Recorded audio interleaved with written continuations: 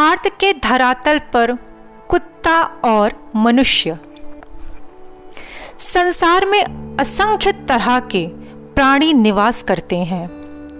पुनर्जन्म में विश्वास करने वालों की यह धारणा है कि सभी प्राणी अपने अपने कर्म के अनुसार इस संसार में पैदा होते हैं और मृत्यु को प्राप्त करते हैं।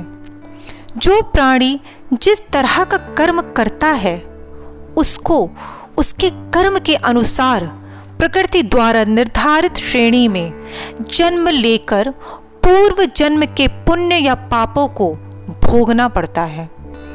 आत्मा अजर और अमर है।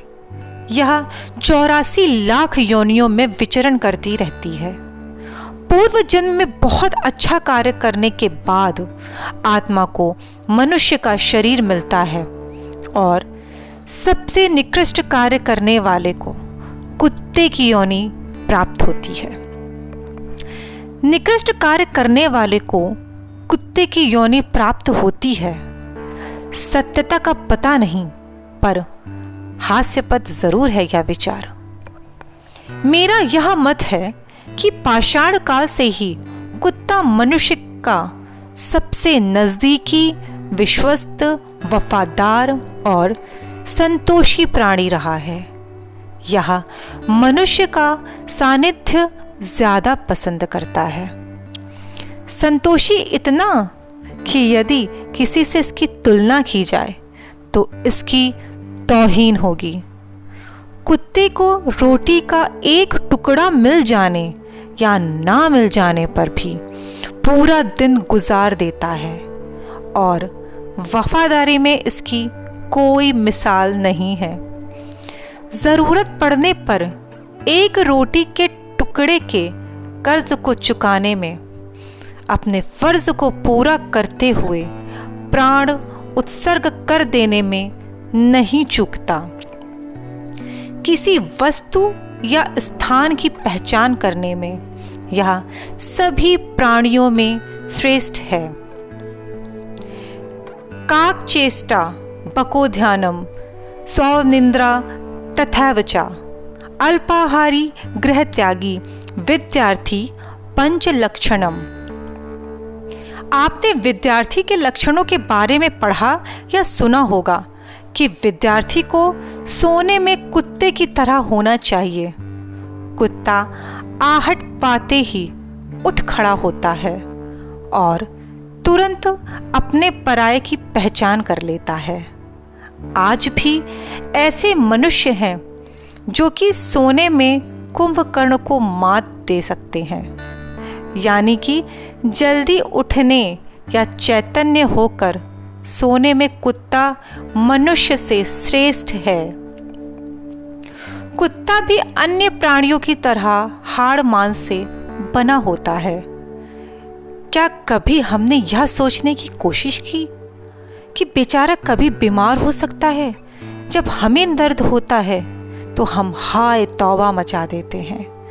कभी कभी यह बेचारा भी दर्द से परेशान होकर रोता है तो हम कहते हैं कि कुछ अशुभ होने वाला है, कुत्ता रो रहा है। क्या यही एक बुद्धिजीवी प्राणी का काम है कि बिना किसी समस्या को जाने उसका समाधान ढूंढने लग जाए?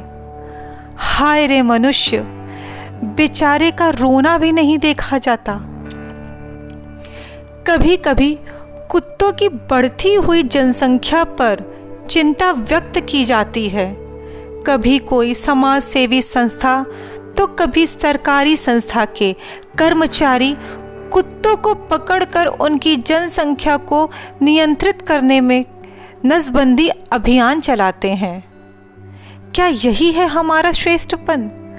हम अपने बारे में नहीं सोच रहे हैं और अपनी जनसंख्या को इस कदर बढ़ा रहे हैं कि शायद अगले 10 सालों में खेती करने के लिए ज़मीन की बात तो छोड़िए, रहने के लिए धरती भी कम पड़ जाएगी। आखिर यह दोहरी मानसिकता क्यों? आपने यह देखा होगा कि यदि कुत्ता पागल हो जाता है तो हम उसे गोली मारने के लिए कहते हैं। क्या आदमी पागल नहीं होता? उसे क्यों नहीं गोली मारी जाती है? कुत्ता पागल होने पर भी अपने मालिक को कम से कम नहीं काटता, और एक हम हैं कि पूरे होशो हवास में चंद कागज़ के टुकड़ों के लिए अपने मालिक की गोली मारकर या गला काटकर हत्या कर देते हैं।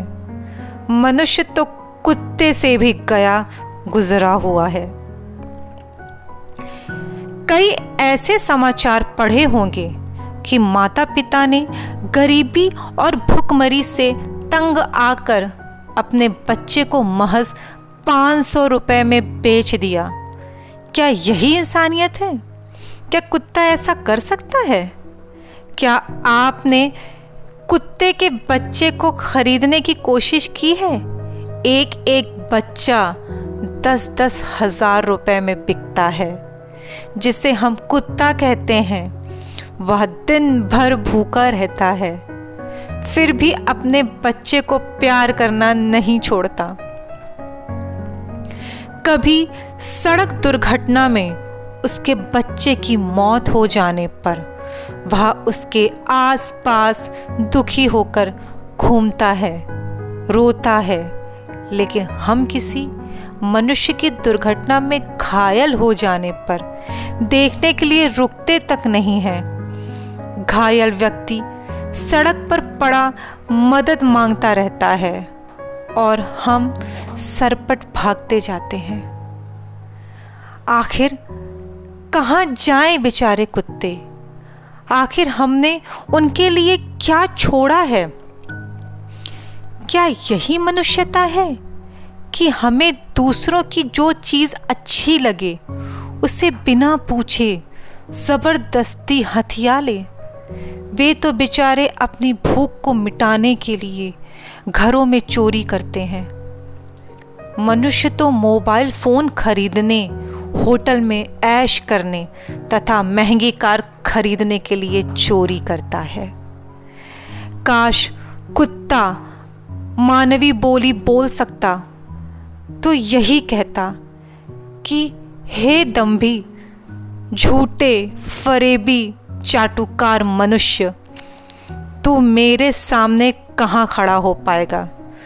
तू तो बिकाऊ है, वफादारी के नाम पर धब्बा है। तुम मुझे आवारा कहता हो? तुम्हें मुझे आवारा कहने में शर्म आनी चाहिए, क्योंकि हमारे पास तो कोई अपना घर नहीं है, तो मैं आवारा कैसे हुआ?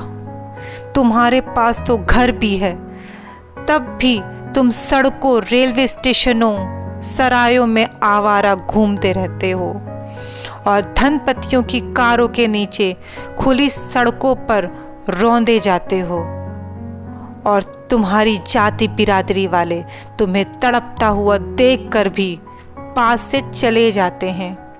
लेकिन हमारी जाति बिरादरी वाले के बस में तो कुछ भी नहीं, फिर भी पास में खड़े होकर रो तो लेते हैं।